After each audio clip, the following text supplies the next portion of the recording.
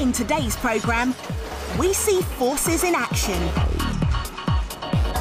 We're jumping from a plane, visiting the skate park, Carol's investigating muscles, and we're sliding on snow in Science Tube.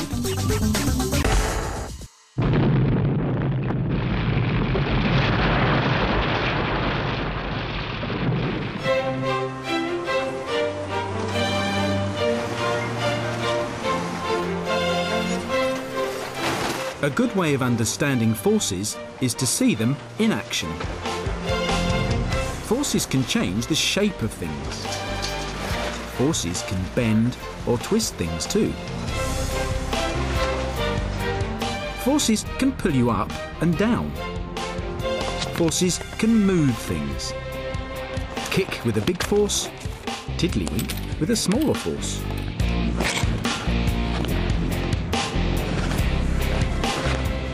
Forces make things move and stop them from moving.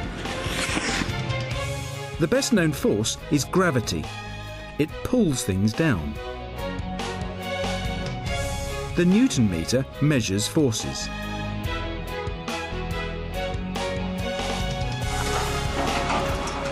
Forces are in action, around us, all day, every day.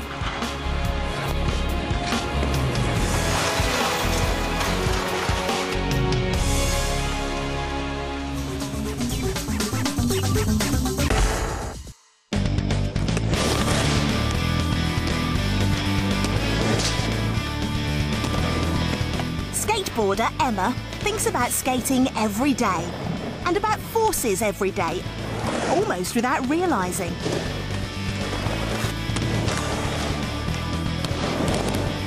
It all looks simple when you're this experienced, but when you start, it's a real challenge.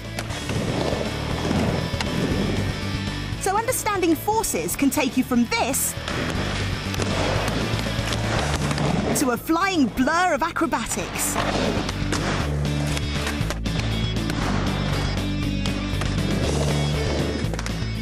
Today, Emma's choosing a new board. So, looking at the basics, she needs two things: something to stand on and something to ride on. Parts that take us to the extremes of friction. You stand on this, the deck. It's made of flexible wood. Good for jumping, but very smooth. So pushing off on a board would be almost impossible. You need as much friction as possible between your shoe and the board. This grip tape does exactly that, grips. The rough surface grips the shoes onto the tape.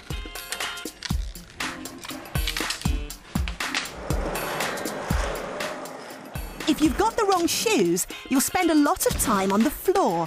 They need to have really flat bottoms. The greater the area of shoe that's in contact with the board, the greater the friction.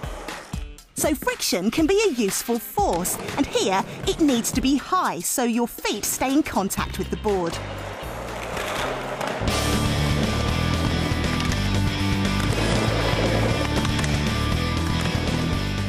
But there's a part of the board where you need friction to be as low as possible.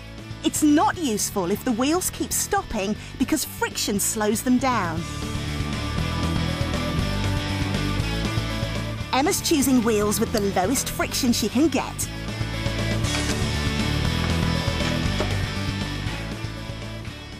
Even so, sometimes the skaters are off the wheels. Emma's waxing the bar. The wax makes a really smooth layer on the top of the metal so that the bar shouldn't catch the bottom of the board. The friction will be reduced. Even so, it's easy to see why this is known as a grind. There's still more friction than when the board's on its wheels. So next time you're ollieing,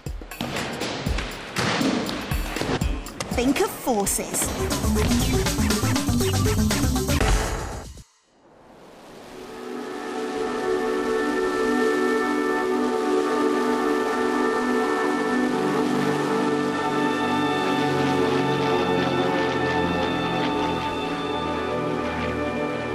Skydivers in free fall. moving through the air at twice the speed of cars on the fastest motorway. They make it look graceful and elegant. But all that stands between them and certain death is the science of forces.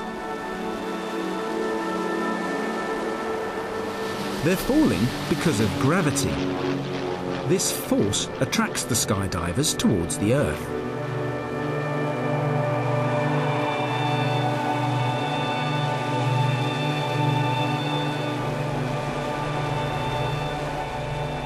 Gravity is strong and would make them go faster and faster if it wasn't for the air.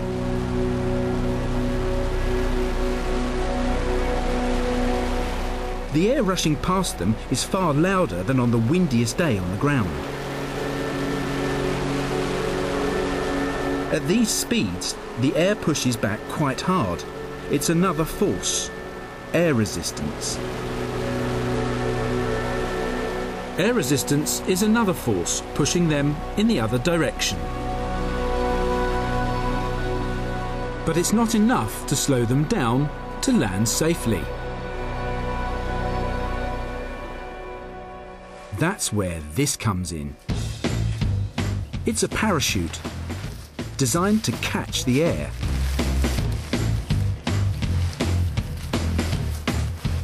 Hannah's packing this as if her life depended on it.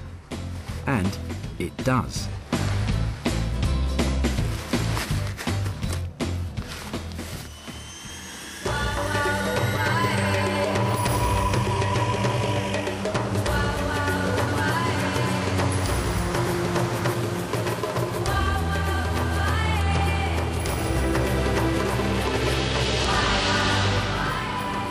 As Hannah jumps out of the plane, gravity takes over and she goes faster and faster.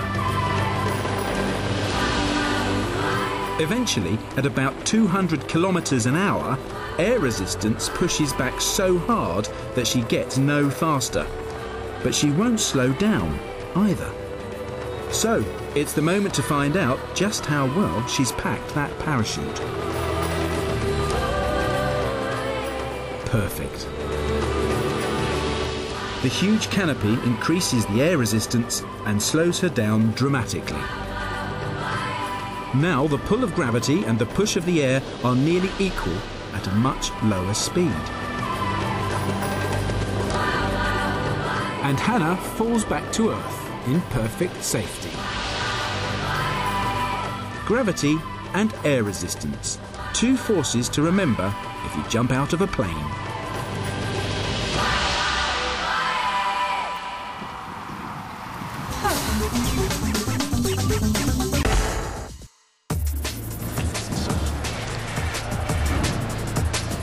Pushing on the pedals of a BMX makes it move. We're going to find out where the force comes from.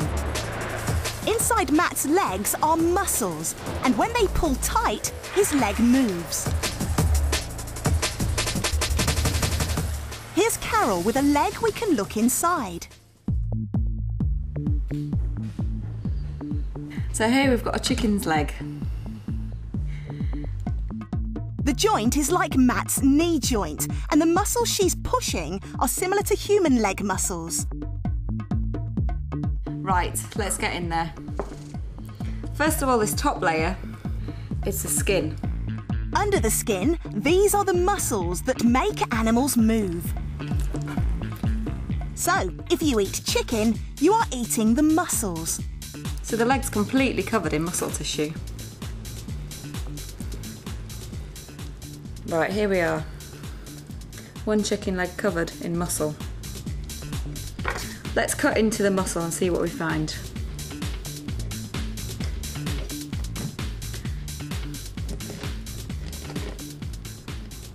See this white stringy bit? This is called a tendon, and it's what attaches the muscle to the bone. And the tendons are particularly strong and difficult to cut through.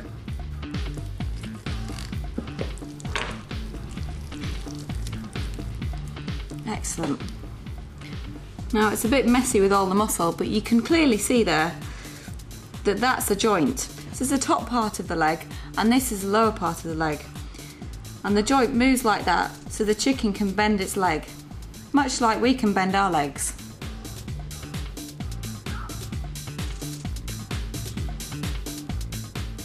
So it's muscles that make the pulling forces that make us move.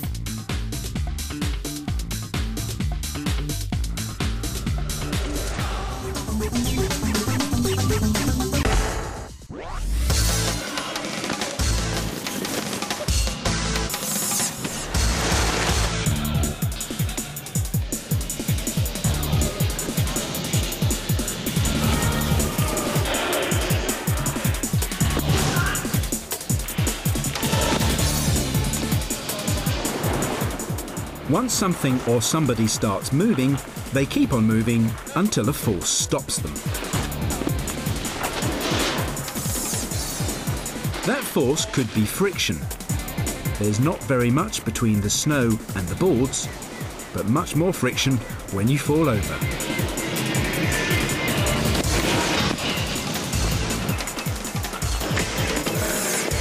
Or at the top of the slope, it could be gravity that stops you.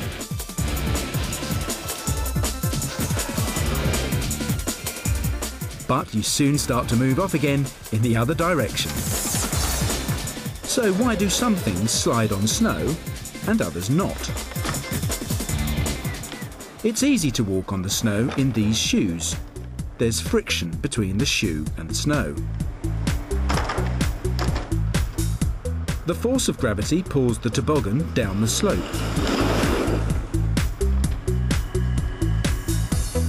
It's greater than the force of friction between the snow and the toboggan.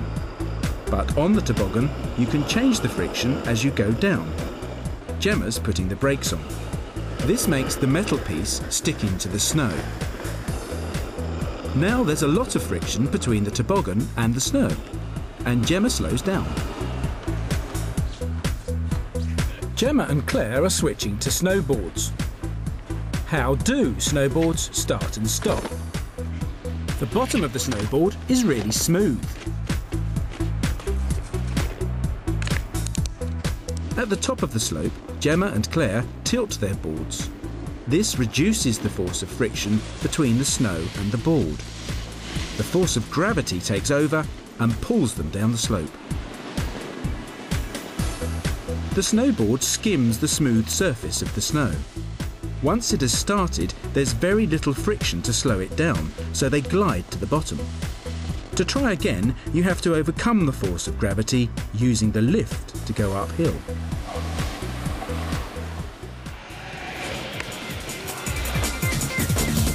Gravity and friction. Two forces to remember when it snows.